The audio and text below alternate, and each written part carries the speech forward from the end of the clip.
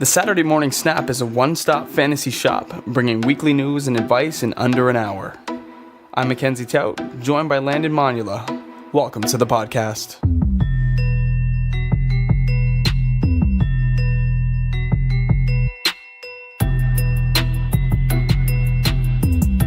We are back.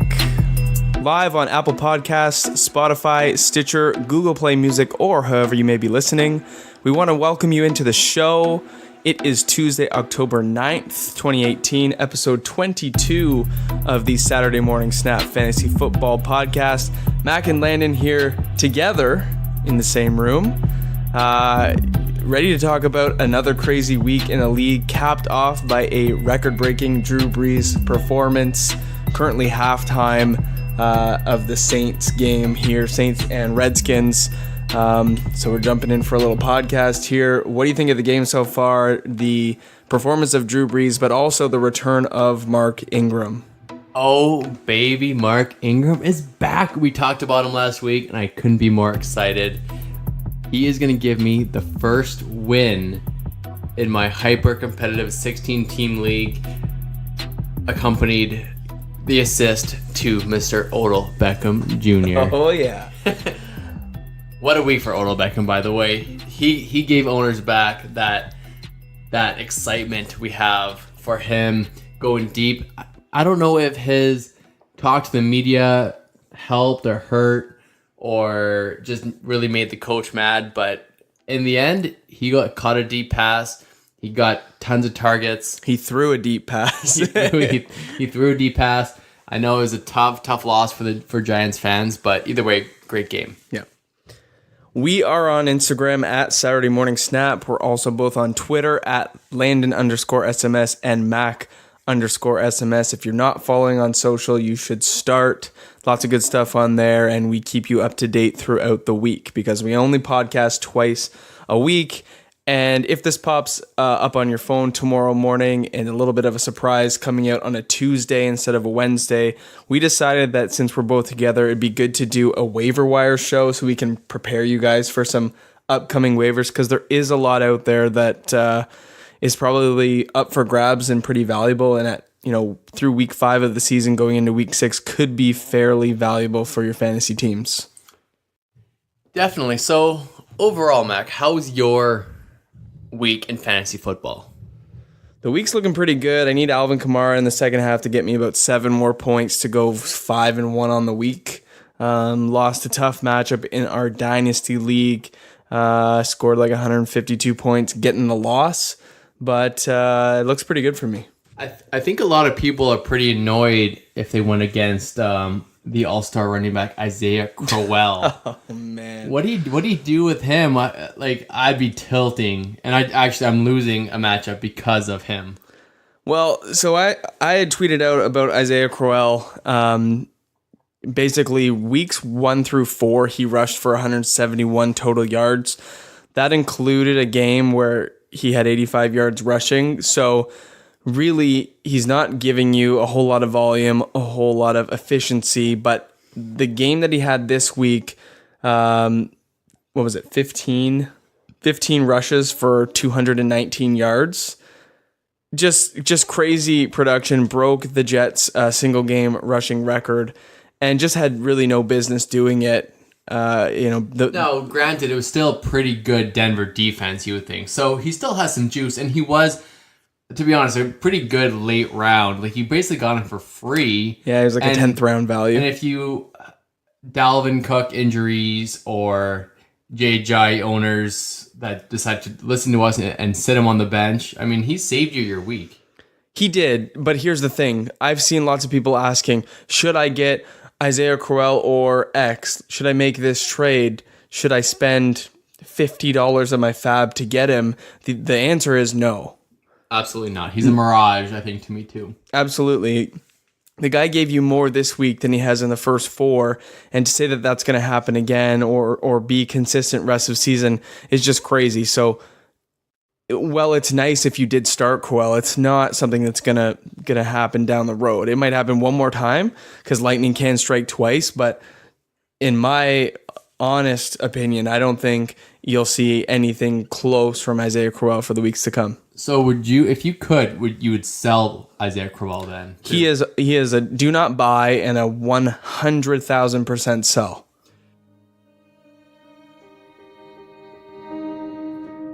For some of you longer time listeners, this is probably a moment that you've been looking forward to, but I think before we go any further, I have to man up and admit when I'm wrong, and Joe Mixon, I owe you a heartfelt apology. I'm sorry that I doubted you. I know that I criticized you for being an inefficient runner, someone who wasn't capable of a workload, who wasn't going to be the guy that could lead a Bengals offense to a better season. And so far this year, you have proven me wrong. First week, you were quite good, 17 for 95 and a score.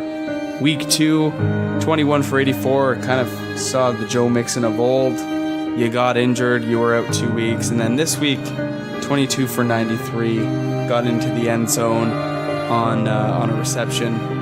You looked good. I doubted you. I now find myself wanting to trade for you, wishing that I spent my 3rd round draft pick on you. And I'm going to try to get you in all places that I can, but I do owe you a very heartfelt apology. And for that, my friend, I am sorry that I doubted you. And I would love to have you on my team. On the other side, Derrick Henry still sucks at football, so I got that one right. Moving on. Another bad week for injuries. Yeah, lots on the list here. Who do we want to talk about for the main injuries this week? Let's go with the 2 guys placed on injured reserve. We've got the Eagles running back Jay Ajayi and tight end for the Jacksonville Jaguars, Austin Seferian-Jenkins. This is your boy. I'm glad I dropped him in a league. I got rid of all my shares of ASJ because I just didn't want to rely on that touchdown dependency that he has. Now, another guy that I'm going to talk about in the waiver wire spot is Austin Hooper. He had a great game, more of a possession guy, didn't have a touchdown, and if you lost ASJ, he might be an interesting pickup. Yeah, it's... The takeaways here for these 2 injuries for me is that one, that the Eagles need, desperate help at the running back position.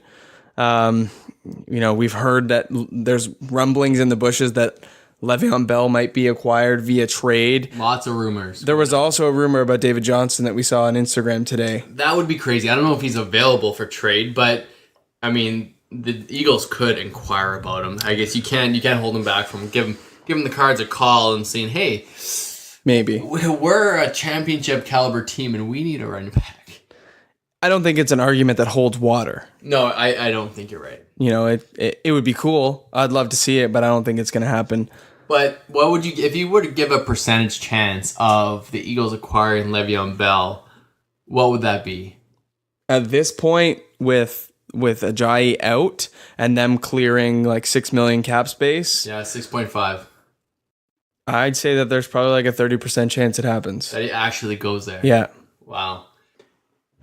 Just know that although there's a good chance that he could play, he's going to come back there bye week, there's still a decent chance that he actually doesn't play a game. Like he just sits on the bench.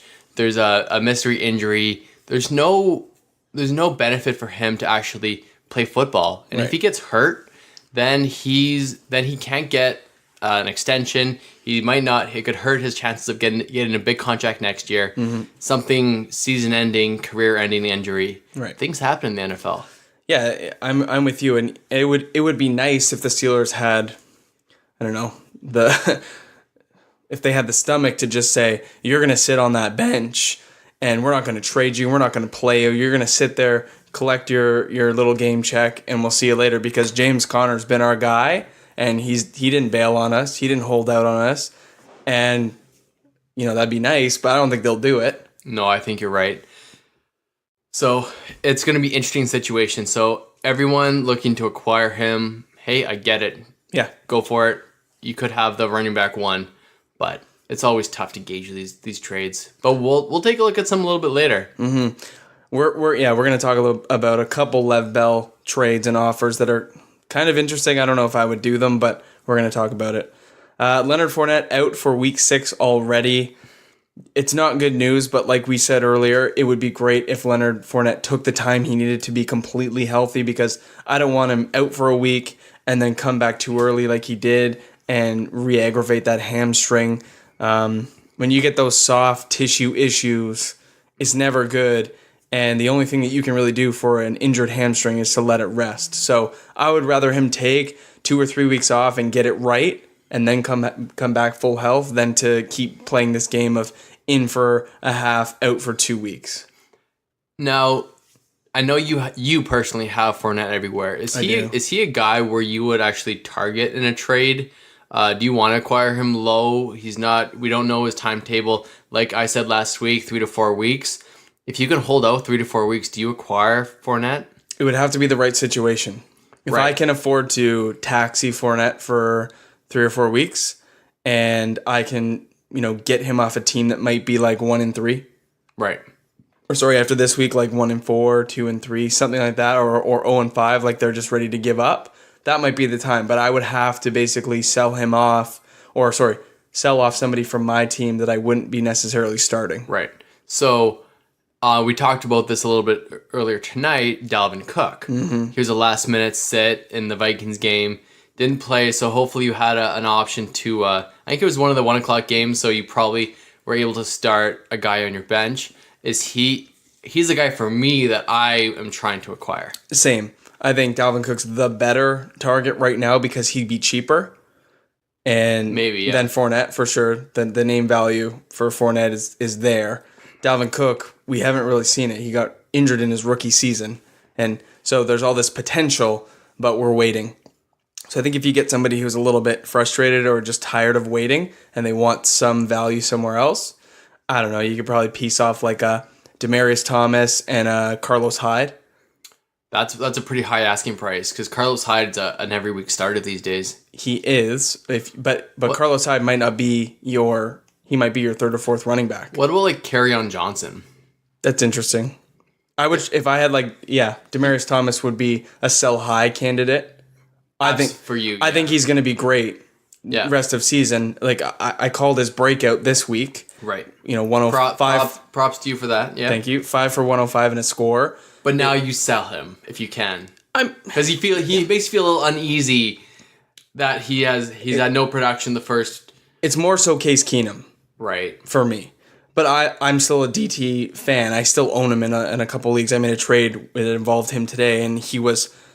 If I had to choose any of the other wide receivers on my team to get rid of, I would have chosen others. Sure. But, it is what... If you own Thomas and you wanted to get rid of him after this week, a 100-yard game and a score, probably a good move.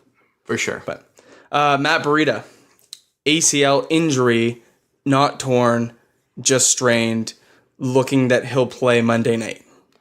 So all those Alfred Morris believers still had him stashed, or... If you see people picking him up, I don't think I would quite pick up Alfred Morris quite yet if he's on your waiver wire. Mm-hmm. I don't know. I still think Breida's the guy to own. Agreed. And it doesn't seem like the injury's that serious. No, and he has time. He's got a full week from now. He probably won't practice this week a whole bunch, but you'll get a good sense of his involvement in practice and the way he's trending if he'll be in or out. Right. So if you have a burner spot, I guess Morris would be at least... He's a starter. He could be a starting running back on a decent offense. Right. Thursday night. Well, maybe not that decent. Yeah. Thursday night, we've got the Eagles and the Giants playing. It looks like Evan Ingram could be okay to go. Has a chance to play. That's exciting for Ingram owners. Yeah. You've waited a bunch of weeks right now for Evan Ingram to come back. I think the Giants desperately need him. Eli Manning looks horrendous. It was a pick fest on the weekend. Maybe Odell Beckham will start quarterback. He's got a better rating than Eli, that's for sure. So that's good news. Greg Olsen's foot healed a lot faster than anticipated, and he's looking like he's trending to play for week 6. Right. Now, reports are saying that he still will require surgery at the end of the season. Yep. So that might be the time for Olsen to retire, get into the booth. Yeah. Yep. We talked about it this offseason. Take over Jason Witten's spot. Literally anyone would upgrade to Jason Witten in the booth. We were just chirping him the first half here of the Saints-Redskins game, just how bad Jason Witten is if you actually listen to him.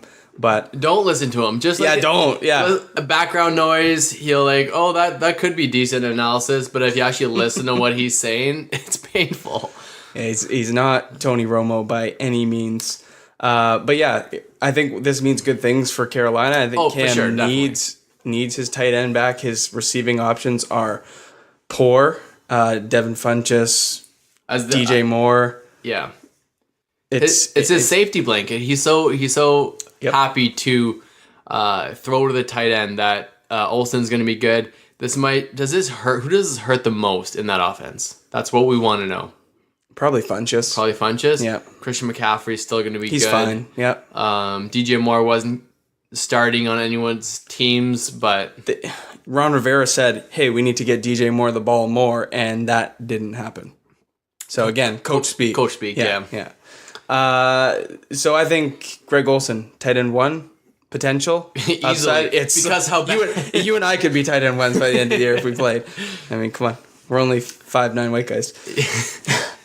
Lamar Miller expected to play week 6. This basically means those Alfred Blue ads, you could probably drop them. Now, there were rib injuries, so they're saying he's expected to play. Monitor the situation. Yeah.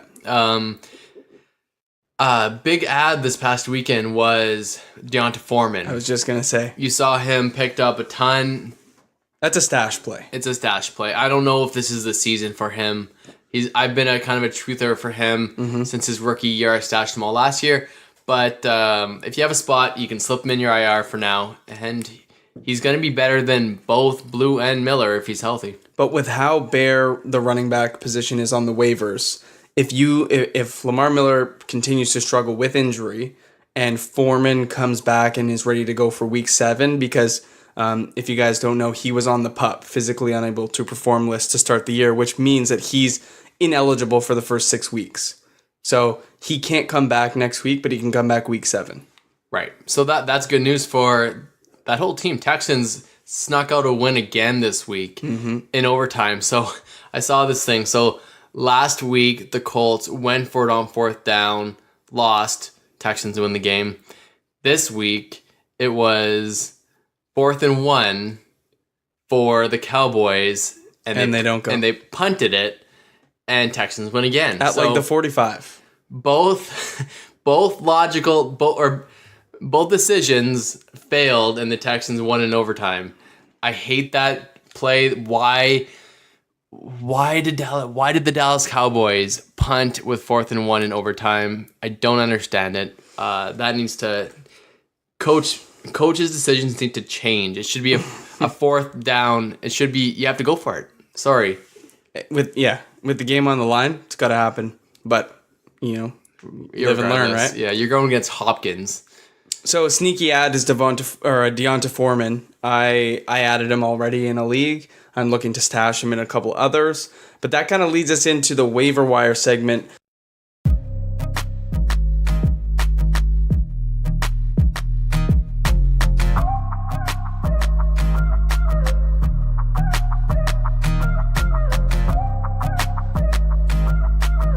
You got to buy them while they're cheap, man. This is basically why we decided to do the Tuesday shows, because we wanted to get you guys, we wanted to get in your ear about a couple players that we're excited to potentially grab off waivers that could make a difference in your team. And so this was a good episode, a good time for us to do it. So out of these guys we have on the list here, Landon, who you want to start with? My favorite guy, and probably will be the first. So, the biggest talking point is going to be Smallwood versus Clement. Everyone's going to want to know. Both are fairly unknown, 7% and 24%. 7 for Smallwood and 24 for Clement. So Smallwood's pretty much unowned everywhere. So he's probably going to be one of the highest draft picks, waiver pickups of the week, especially for these people that lost any running backs, are really it's barren at that position. So you get a starting running back off waivers, potentially. Or do you, Mackenzie, think it's going to be more of a timeshare? Well, I think our perception is a little bit skewed on the situation because Corey Clement did not play last week, right? Right. Dealing with a back injury. So all we saw was quad Wendell, injury. It was a quad injury. Sorry, quad. All we saw was Wendell Smallwood. And he did okay. Yeah, he was efficient. He didn't, he gave you 25 to 35 yards in both the running and the passing. He got into the end zone once, so it was a great game for him fantasy-wise. Again, the usage wasn't huge, but he was efficient. So I could, honestly, I think Smallwood will be easier to acquire because he's virtually unowned in all leagues. Corey Clement might be owned in your league. He's owned in 25%, 1/4 of all leagues. So if I think back to last year's Super Bowl, Clement had a huge role in that victory over the Patriots. He's shown that he can be that guy in the big moments. I liked him a lot this year. I thought when JJ was out for the first time that he would be the one to eat, but it was Smallwood again. I think short term Smallwood's probably the play just because he'll be ready to go. If Clement continues to struggle with the injury, then it's a toss up if he'll play or not. But I think that I would grab either of them and hope that you can get a piece of the backfield. Update alert, Saquon Smith with another touchdown. Oh my goodness. Okay, so how much would you spend on Smallwood or Clement? Is there one that you would pay for more? Or is it kind of like a 50-50 ball? Between 10 to 20% maybe of your fab budget. If you have the first pick, I don't know if either one's going to be your savior. I'll talk about another guy in a little bit that I would use as my number one pick. Oh. If you're in those mid-round picks, I think you have a chance, and I would probably pick Smallwood first. I would also choose Smallwood for this week. If you're thinking more long-term, I might grab Clement instead. But Clement might not be as available. So take a look at your waiver wire, know your league, and see what you can get. I think 10 to 20% is it's fair. I mean, if you really wanted a guy, I would probably only spend about $10, maybe go like 11 to get that odd if somebody else is on the same thinking as you. Sure. Yeah. Go 11. I don't think I would spend $20 though. Quick question. If you saw Kiki QT and Saquon Smith up on waivers right now, I'd probably still put my first overall bid on Kiki. Kiki. Yeah. So it's funny. If you had Kiki already, if you got the first pick last week, you got a notification around, 7 o'clock that 20,000 people dropped him because he was a game time decision. Right. And everyone added whomever it was, Cole Beasley, anyone Did you add Cole Beasley? So I added Cole Beasley last night, and then I got a notification that Kiki was healthy for this game. Yeah. Now I figured, it was going to be a snap count. Hamstring injuries are super tough. Mm-hmm. He could play a couple snaps and get pulled from the game. Well, I sat him, and I went with after you told me to play him because he's healthy. Yeah. But I started the Beazles himself, and he got me 1.3 points. He had one catch. That nice reception in overtime. Yeah. Had that not gone to overtime, you'd have got 0. Yeah, he had 3 targets on the night. Now, Kiki had 7 targets, had a touchdown, one of those little flip passes for a touchdown, 51 yards, decent night, put up in half-point leagues, 14.3 points. Now, I think after this game, Traquan's going to be a sneaky ad. Now, I already added him because I knew Ted Ginn was out. Right. And that was the reasoning behind me taking a little flyer on him. I think it was Sunday, a Sunday ad. So, who do you like? Do you like the production that Kiki's, the consistency that he's shown in the past couple of weeks? Or would you take a flyer on Traquan? I don't think I want Traquan. Right. I don't blame you for that. I don't. I think there's too many guys in front of him that will get the ball. Ingram's back. Already got a huge share of the rock. Kamara. Michael Thomas. Yep. Ted Ginn. When he comes back, because he will be back. Right. His role could just disappear like it has. Like, we haven't really seen him yet. Cam Meredith is still... Meredith's having a decent game, too. Yeah, more of a possession guy, short yardage guy. Ben Watson. Like, I think there's just too much. So, to say that he'll be reliable, probably not the case. But I'll take Kiki. I think you're right. And I would still pick... If he's back on the waiver wire, I would still probably use the number one priority and maybe another 20 to 25% of your waiver wire budget to get him if you're really hurting at that wide receiver position. Ooh, that's big. I think there's guys that I would rather have. Okay. And we'll talk about it. Cameron Brate is at the tight end position, probably the biggest waiver wire ad of the week. I agree. Other than Greg Olsen. If he's on your waiver wire, you spend up to get Greg Olsen.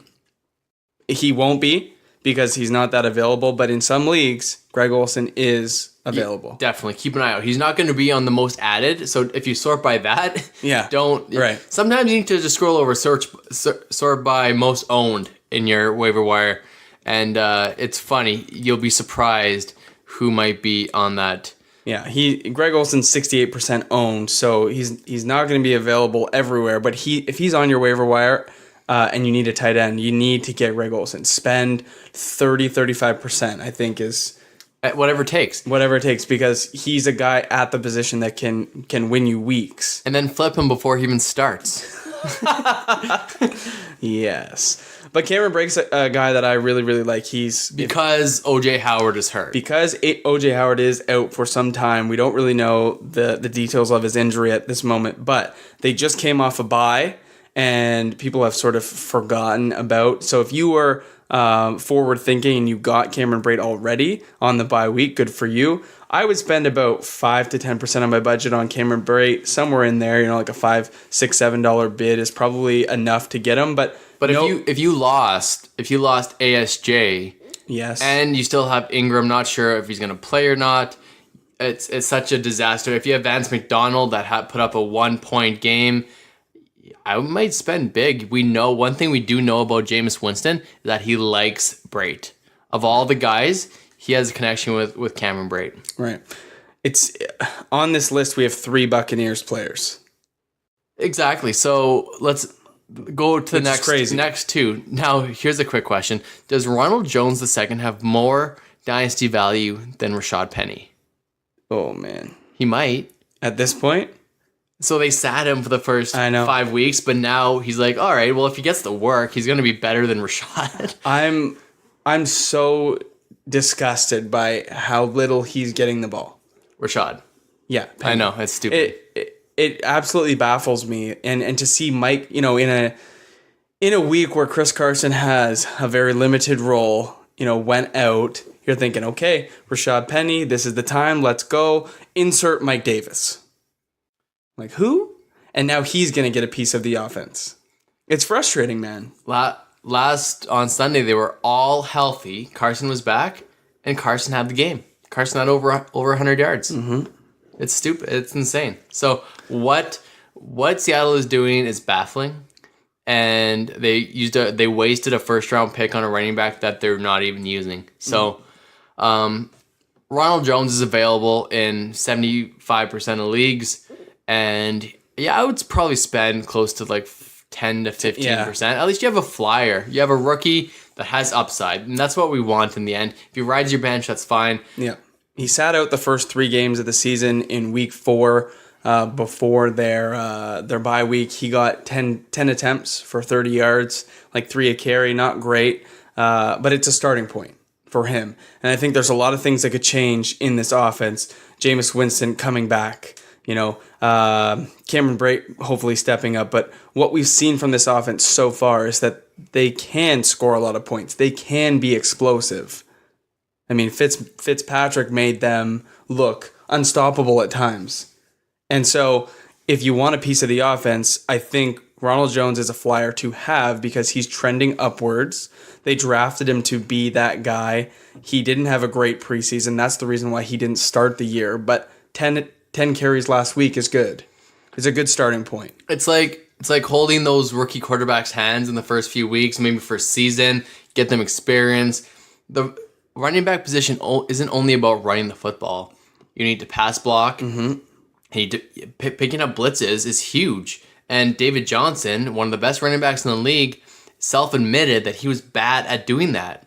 And that's why he got expelled for like a really important drive that the Cardinals had in week 2, I want to say it was. And that's why Aaron Jones isn't getting the full workload in Green Bay. Because he's not good at other aspects of Correct. playing. If it was just about running straight, Ronald Jones would be great. Fair enough. But he can't. He struggled with fumbles, right? Right, that too, yeah. Yeah, but you can clean those things up. But I don't. Well, no, it was Michelle that was struggling with fumbles. Ronald Jones, I don't know. Yeah, he had fumble issues. Okay, but we got Cameron Brate, Jameis Winston, and Ronald Jones up. And if you had an Alex Smith that you were trying to stream, Derek Carr that you were trying to stream, Jameis might be pretty good if his schedule is. I love their matchup this week against the Falcons. Oh yeah, they're on the road, but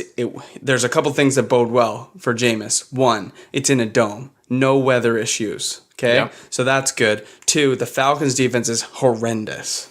Yes, they are. You just saw them get torched multiple times this year by the Saints, last week by the Steelers, and so this has fantasy gold written all over it for Jameis Winston to come in and have a big week. So when we looked up Jameis Winston's owner percentage, I was thinking it'd be about 55%.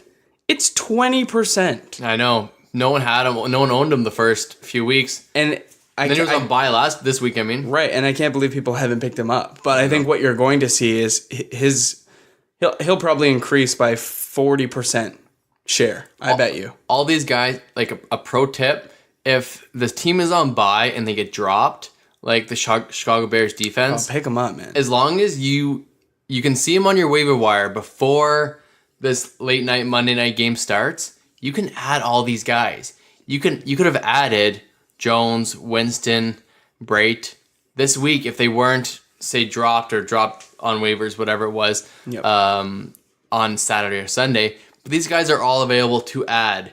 So, like Mitch Trubisky or Taylor Gabriel, if he's available in your league, pick him up now. You should have picked him up 2 hours ago. You talked about Kiki Cutie. Yep. Picking up as a wide receiver. A guy that I think I would rather have, there's a couple, but a guy that I would rather have would be Taylor Gabriel. Yeah. From the Chicago Bears. Possession guy. I really liked what I saw from him. I have him in Dynasty, but I really liked his role last year with the Falcons, right? And now he comes over to the Bears, and we have so many doubts about Trubisky and the offense and if they're actually as good as they look on paper, but 3 consecutive games, Gabriel's seen at least 7 targets, and he's outperformed Allen Robinson, their quote-unquote number 1, the past 2 weeks. So Taylor Gabriel's a guy that's trending upward for me. He's only owned in 19% of leagues, so he is definitely available. I would go out and get myself a share of Taylor Gabriel just as a flyer. Right. Because it could certainly happen, And now that bye weeks are going to start really hurting people. We got the Saints next week. The Bears are already through their bye, so he becomes a little bit more valuable, and they play the Dolphins this coming week. A really good matchup. Now, a stud muffin this week, he absolutely blew up, and everyone had lost hope in Mr. Robbie Anderson. He was great. What do you do with Robbie? Does Sam Darnold know how to throw deep now, or did Josh McCown teach him how to throw deep? I don't know. Something clicked. Robbie Anderson had the big game, 2 touchdowns. I can't remember how many yards he had. Do you remember off the top of your head? 123. Yeah, big game. So 3 for 123 and 2. He's literally the definition of boom or bust. So, pro tip, don't just look at the fantasy production. Click on the little name on the little box beside the yellow or the red box after big game and see how many. So he's had 1 reception, 3, 2, 2, 3. So he's averaging 2.5 a game, but this time he just decides to just go for 123 and 2 touchdowns. Yeah, a 76-yard reception for a touchdown, a 35-yard reception for a touchdown, and then another reception for 20 or so yards. So it's big production off chunk yardage. Same thing with that Isaiah Crowell did. That's how the Jets pulled out a victory this week. And he was on everyone's bench. Yeah, for sure. You have no reason to start him before that. 1 for 41 in week 1, 3 for 27 week 2, 2 for 22 week 3, 2 for 18 week 4. This comes out of nowhere. It's sort of like Crowell. But what it shows me is that there's a potential relationship building between Darnold and Anderson. So I know Anunwa is the possession guy for the Jets, but Robbie's the field stretcher. And if Darnold starts to trust him a little bit more downfield, it could mean big things. But he's a complete boom or bust play at the wide receiver 3 position. I feel like people are going to overpay for Robbie Anderson, and I don't want to be in that conversation. I'll be happy to throw like $3 or $4, 3 or 4% of my budget at him. So 3 or 4 and $100 fab, or 6 to 8. I don't know if I would blow number 1 priority on him. No, I wouldn't, for sure. Yeah, but if I can get him for a couple bucks, cool. But I feel like someone's going to overpay like $10, $11, $12. And that's Robbie. if you have a burner spot. Sure. Like a spot that you really have a guy that... Yeah, don't go out and buy Robbie Anderson and then go, I'm going to start him next week. Exactly. So now another really good tip that I like to see is if you have the number one position, wait to see, or maybe not the number one. You have a late pick and you're not too thrilled with the guys that are on the waiver wire. Save it. Mm-hmm. And look to see who people drop. Right. Because a lot of times the players that they drop are actually much better, and they're not just the 1 week hotness. They're the consistent guys that just had a down week. So there's a lot of letdowns this week. I mean, Golden Tate had a letdown week. Marshawn Lynch had a letdown week. Jared Cook, like, I know you're not a huge... Who did you just see dropped in one of your leagues? Oh, LaShawn McCoy. So I know... After his best week of the year. I know Mark, you will be listening, but he dropped LaShawn McCoy. That's a bad... Mark, I love you, but that's a bad move. He's got good running backs. I'm going to put in a waiver claim for LaShawn McCoy. I mean, no, you're not. So hopefully no one notices. But that... You know what? It happens. It depends on your roster construction, but you gotta watch who people drop. When Mark drafted that unbelievable snack team, I held him in very high regard. But that LaShawn McCoy drop brings me down just a little bit. Like I lost some respect for you there, Mark. You gave up on LaShawn way too early. I don't blame him. I would have sold LaShawn McCoy for a bag of peanuts, and I know. Peanuts or munchies? mixed nuts. I know Bobby's listening, but Bobby, you just acquired LaShawn McCoy. You better pray that he turns it around this season. I don't have much hope. I was sad to get. I said there's no way it gets worse. He has to go up from here, and he has. The team played better this weekend. LaShawn was a benefactor of that. Anybody else on the waivers that you would like? I can't think of too many. I got one. Okay. And he's only owned in 9% of leagues. I made him my start of the week last week. That's my boy, Marquez Valdes-Scantling. I almost started him in a league, but I made him my start of the week. Went out on a limb on this podcast, said, if you want a burner, pick him up. You can potentially start him. He got it done for you. 16.3 fantasy points and a half-point scoring league. He was great, caught a touchdown, was involved in the offense, almost had 2, but it got called back on him, stretching out to break the plane. But he was great for DFS, for your everyday league. So I think if you want to go out and get him as an absolute burner, like we're saying, if Cobb remains injured, if Geronimo Allison doesn't get out of his concussion protocol, but I think there's a space for him in the offense to come in and play some snaps. Now, do you think it has something to do with the injured players? Yes, that's what I said, 100%. Yeah. So, but you still add him, you still stash him. It's a stash. If Cobb and Allison remain out, you can play him. If you're in Dynasty, I hope you already have him. Or Equinemius St. Brown, one of the guys. Jamon Right. Moore, right? I hope you have those guys. Yeah, EQ did pretty good considering what his usage was. Absolutely. 3 simple words. You've got mail. So we're going to jump into the mailbag. We got a couple questions here. Trade offers, people deliberating what they should do.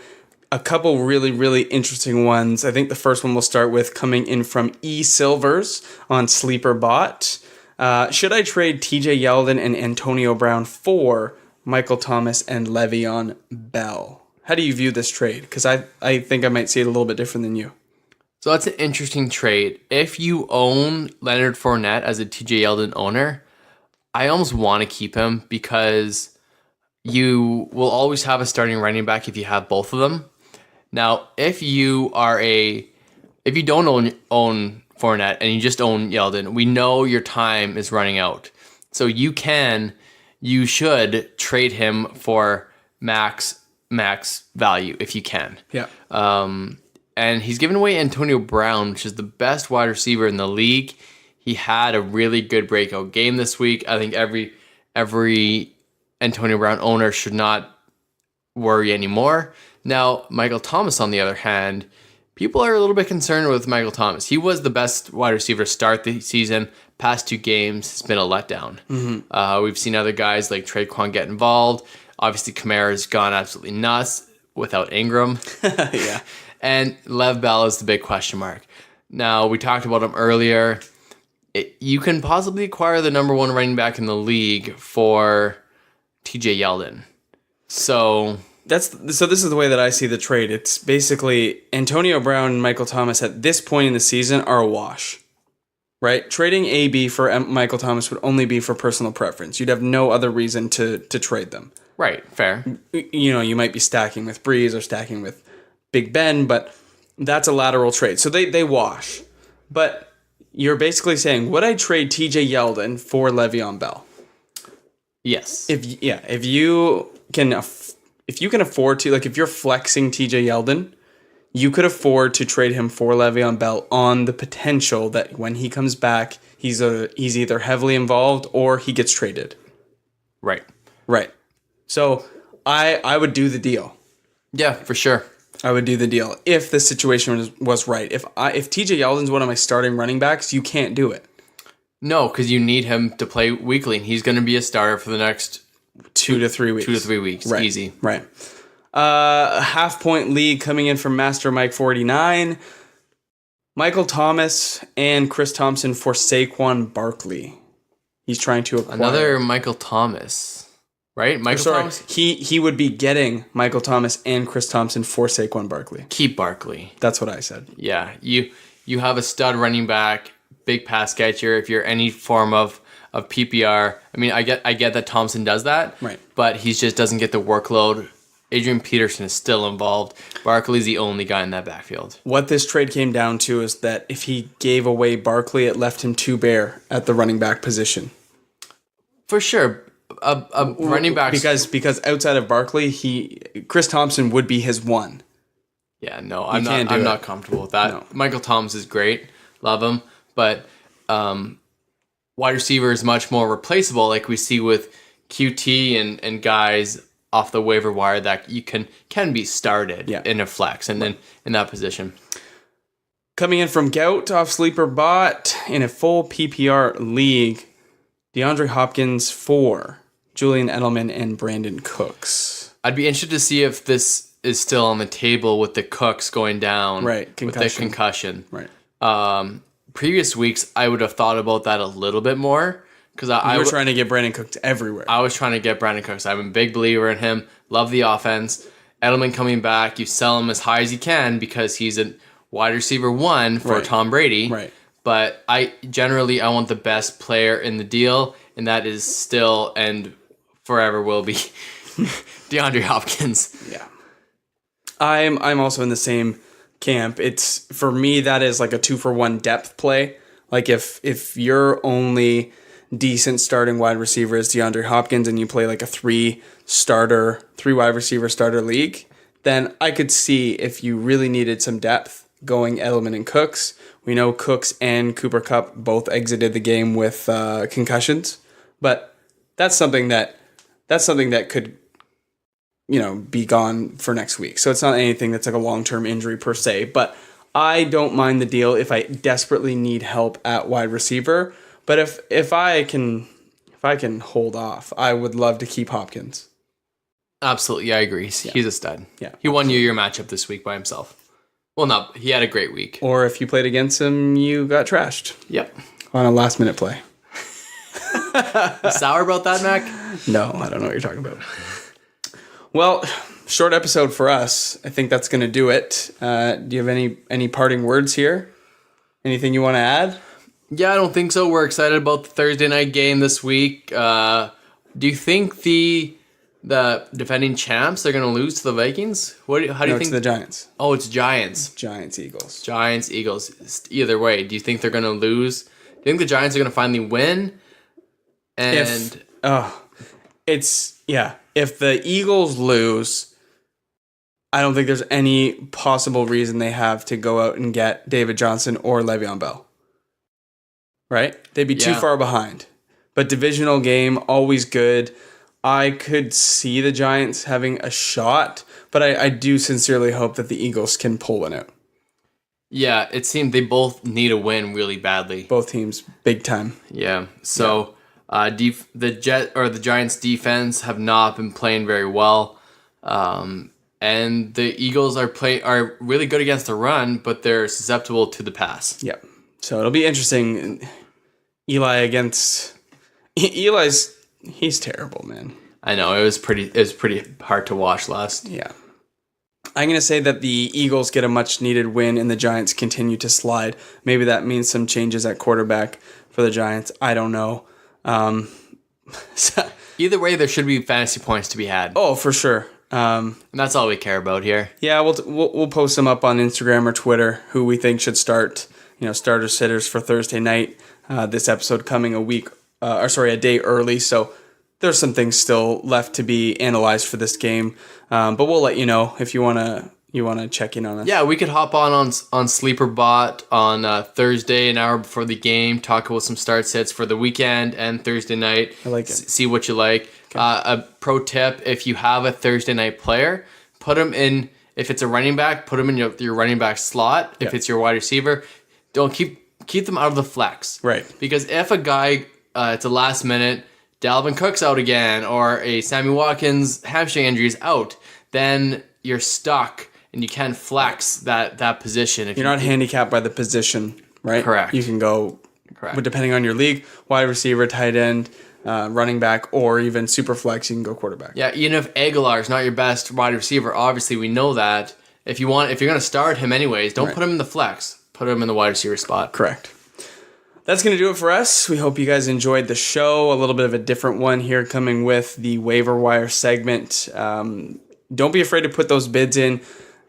We are giving you some very vague and general numbers to go by, percentages of your budget. But my tip to you is know your league. If you play in a very aggressive league where people are very knowledgeable and they're engaged and active, maybe you need to bump your bid up a little bit more to be competitive if you really need one of those players. If you play in a fairly passive league where not a lot is happening and you can afford to maybe just spend half of what we said and still get the player, then go for it. Save as much fab as you can, but know your league. Yeah, no one this week is a blow your budget week. Right. Running backs are bound to keep going down, hurt, injured, and there's going to be some interesting running back options it's still early, man. Yeah. Lots of football left. Join the Sleeper channel. The link is in the episode description. Follow that and you can join up on our channel and leave us a review on iTunes, Apple Podcasts. That would really, really help us out.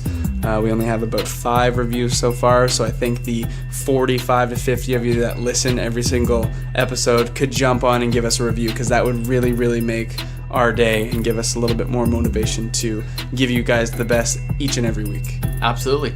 Well, time to catch the rest of this game. The Saints are absolutely killing the Redskins, and have a good week, everyone. Come on, Alvin Kamara. You need 6 points. Let's go, baby. Let's go. All right. We'll see you guys on Saturday.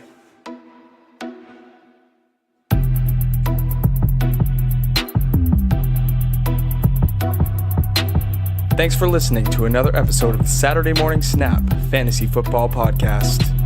Follow us on Twitter at Mack_SMS and Landon_SMS. Support this independent podcast at patreon.com/SaturdayMorningSnap.